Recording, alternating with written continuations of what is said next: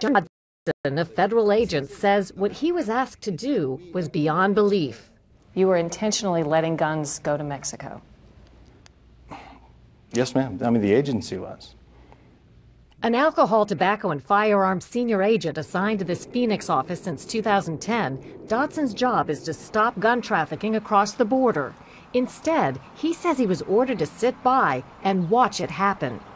Investigators call the tactic letting guns walk, in this case into the hands of criminals who would use them in Mexico and the U.S.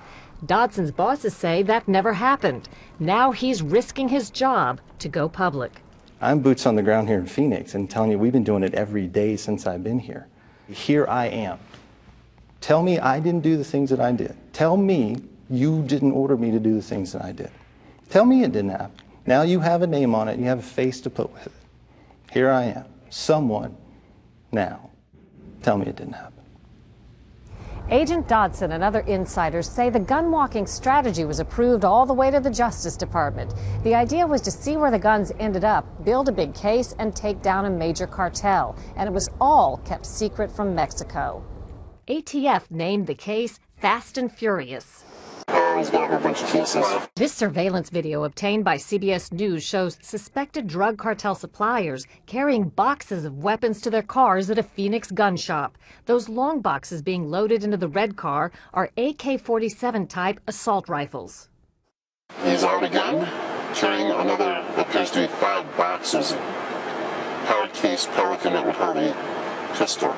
So it turns out ATF not only allowed the guns to walk, they videotaped it.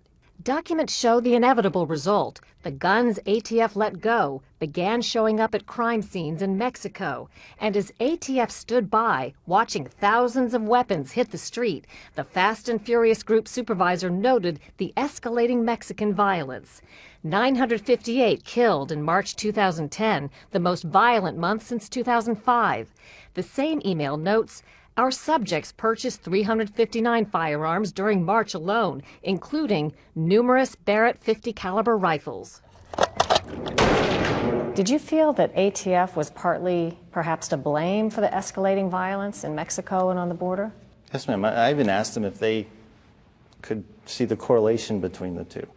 The more that our guys buy, the more violence that we're having down there. Senior agents, including Dodson, told us they confronted their supervisors over and over.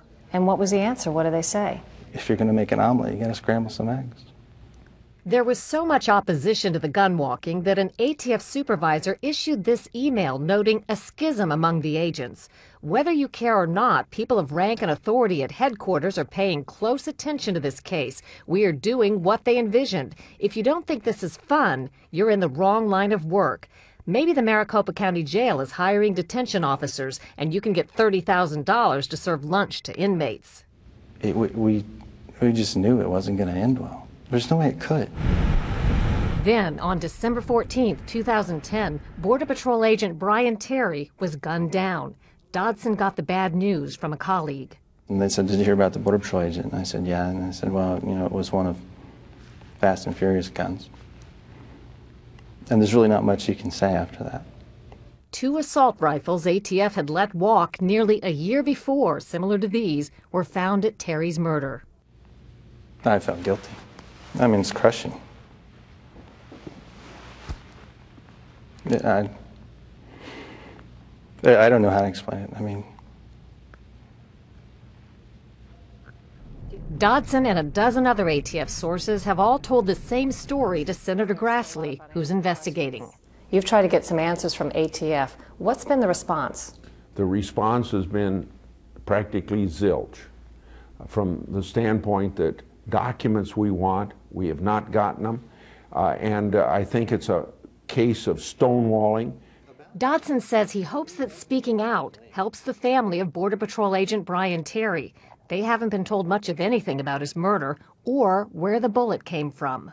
First of all, I would tell him that I'm sorry. Second of all, I would tell him that I've done everything that I can for them to get the truth. After this, I don't know what else I can do, but I hope they get it. Dodson says they never did take down a drug cartel. However, he says thousands of fast and furious weapons are still out there and will be claiming victims on both sides of the border for years to come. Cheryl Atkinson, CBS News, Washington.